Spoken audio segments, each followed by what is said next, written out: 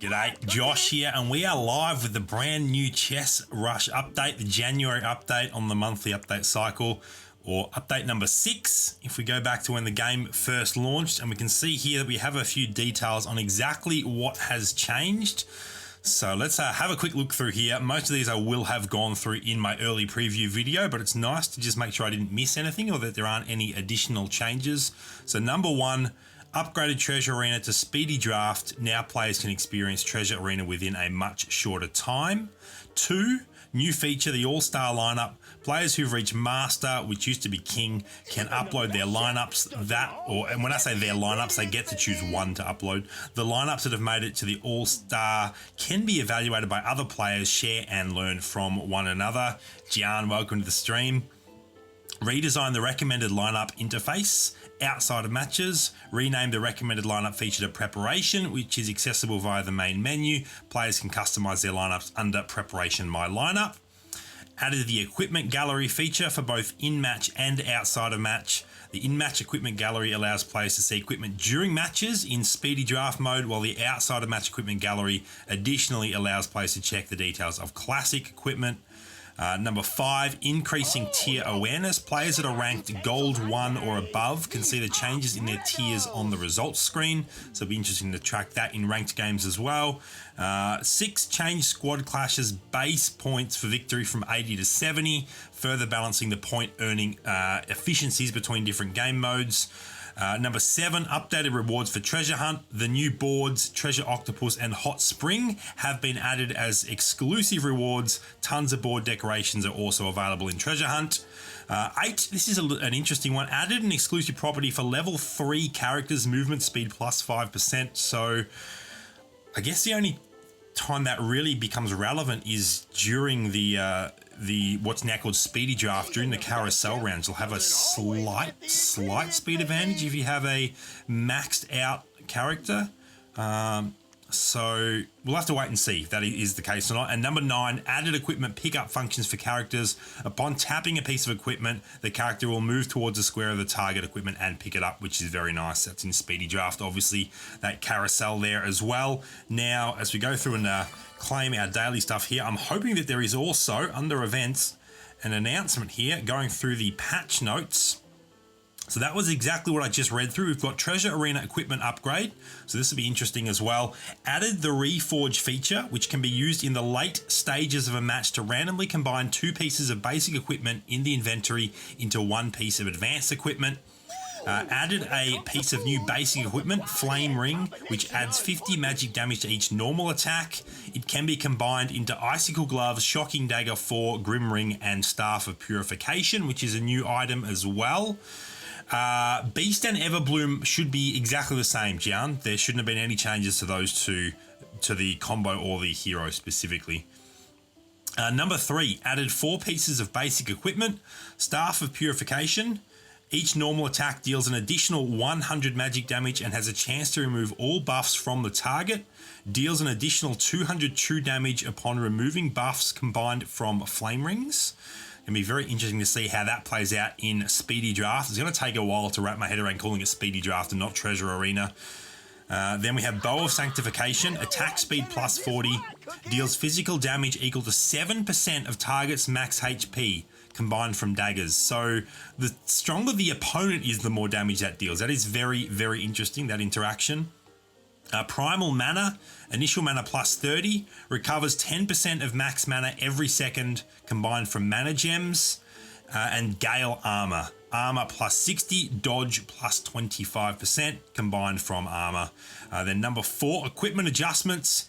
Echo Charm has had the ability cooldown that used to be 25%. Each normal attack now reduces ability cooldown by 1 second. Ritual Blade used to be after casting an ability, the subsequent normal attack inflicts 150 magic damage. Now it is after casting an ability, the subsequent normal attack restores 20 mana. Fanatic's Charm is now lifesteal 40% instead of 30%, so that's definitely an upgrade there. Hawkeye Scope used to attack the enemy with the lowest HP and increase attack range by 100%. Now attacks the enemy with the lowest HP, increases attack range by 100%, and increases normal attack damage by 10% for every square away from target. So that is basically, that item is custom built for Stalker Drone. That is absolutely the case. It's so good on Stalker Drone. Then we get down to Spellfire Armor, which has gone from 40 to 60. Gladiator's Dog Tag has had the armor increase to 60, as well as Cyborg Armor. Then Glory Grail increases own ability power, gone from 25% to 50%, so that is a big upgrade there. Spellbane Staff, abilities reduce target's magic resist by 40% for 5 seconds. It now deals an additional 200 magic damage each time when taking ability damage from an enemy.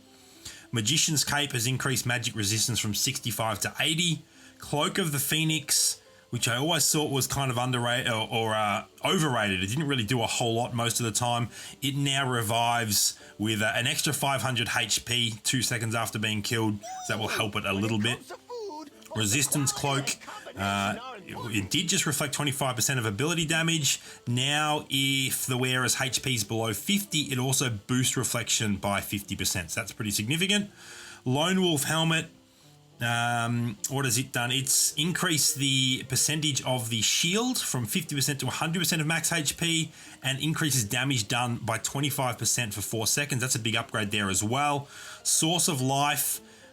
Ooh, now also increases max HP by 25%. I always like that item anyway, but that's even better now. Gag increases the damage enemy heroes take from 400 to 500 each time they use an ability. Icicle Gloves, each normal attack now deals an additional 100 magic damage. Freezing Crystal, oh, this is a good change actually. If the opposition or the opposite square is empty, it now freezes the closest enemy for half the duration. Grim Ring, normal attacks have a 20% chance. Now they each deal an additional 100 magic damage and has a 30% chance to reduce target's mana by 100. And finally, Shocking Dagger.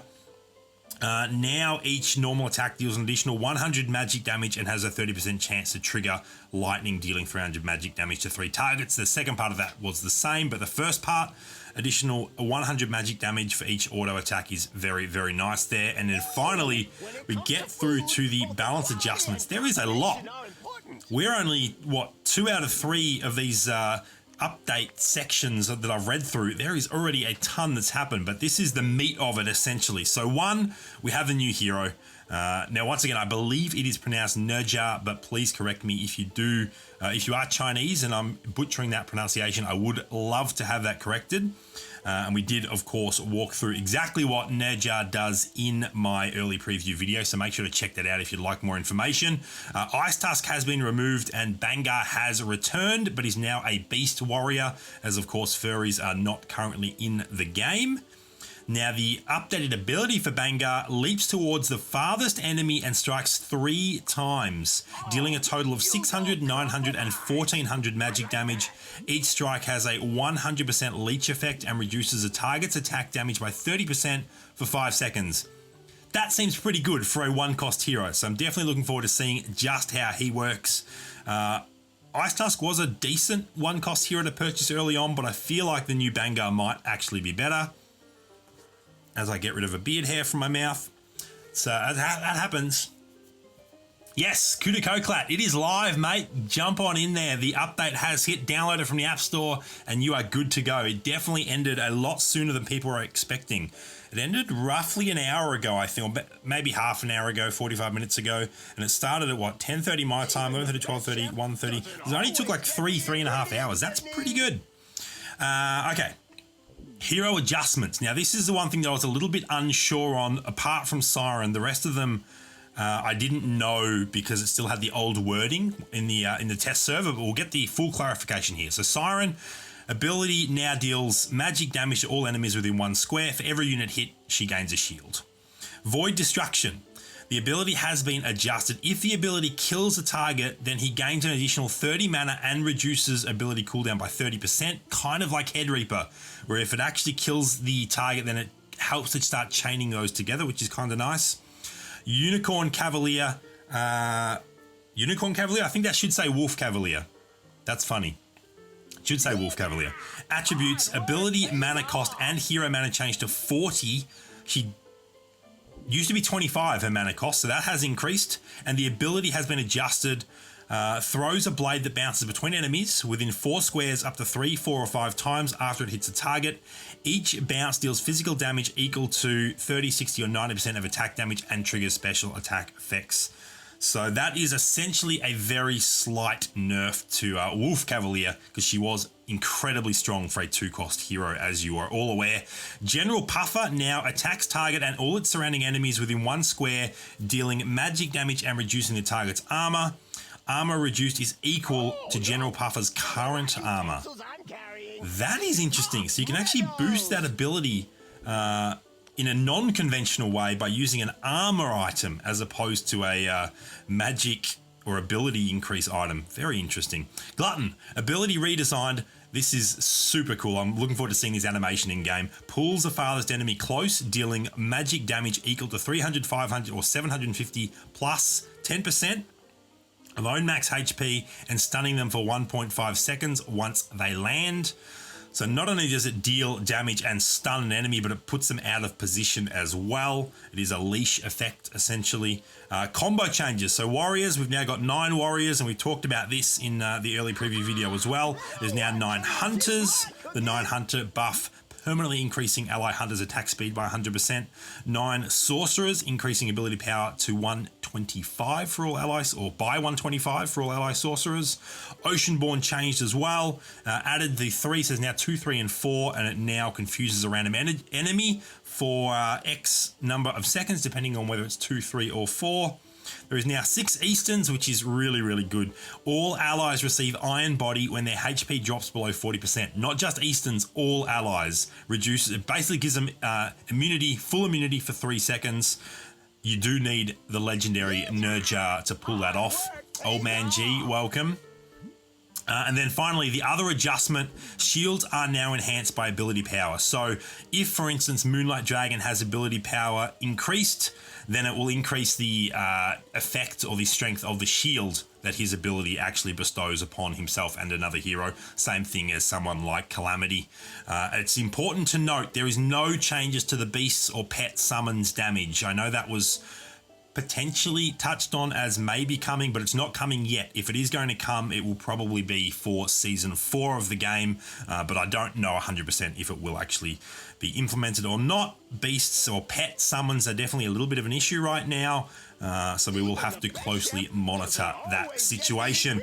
Now, the other thing that I want to do, and it's actually out of game, I want to switch across here. We're going to go to portrait mode to the official Discord server. The latest announcement is, of course, those patch notes, but the one before that was shared right before the update went live is a little survey. We're not going to go through the survey, but it's talking about some of the potential artwork for upcoming characters. So we get to see here, you can see there, please rate the following character from 1 to 5, 5 being most liked, 1 being most disliked. I have no idea what the names for these potential characters are. I assume they'll be out of the next Gush Upon machine, but you can see there the B, A, and S tier examples. And this is obviously a panda, and that looks awesome. Yellow is my favorite color, so I love that the S tier is yellow, and that ring of fire or whatever it is around the panda looks unreal. So not a lot of context here, but just a little sneak peek at possible future characters, which is really, really exciting. Then we scroll down to the top one kind of looks like an owl, but I'm not sure if it is an owl. I have no idea what the creature is at the B tier or really the A tier. And it doesn't have wings per se at the S tier. It's kind of got arms. So let me know what you think the character here is. But once again, it looks really, really nice. I really like this artwork. So looking forward to something like that making its way into the game as well. And then finally, this one here, which is a little representation of the Gush Upon machine, I believe, in character forms. You can see the B tier, the A tier, and the S tier with the coin. I actually kind of like the B tier with the rubber ducky on its head too, not going to lie. So that's pretty cool. Oh, I just noticed it's got like a full-on mech body at the S tier. That's awesome. Really like that. You can see some of the emotes on the faces there as well. That is very, very cool. So, ooh, that might just be my favorite, but I do really like the panda. That S tier panda is very, very cool as well. Old Man G, you will have to update from the App Store before you are able to log in, so make sure you have downloaded that update. But that's going to wrap up everything that is new. So let's switch back to the actual game. That's essentially all of the new content, the patch notes, the balance changes, the item changes, the speedy arena stuff, potential new characters coming to the game. So there's a lot of fun stuff there that we've looked over.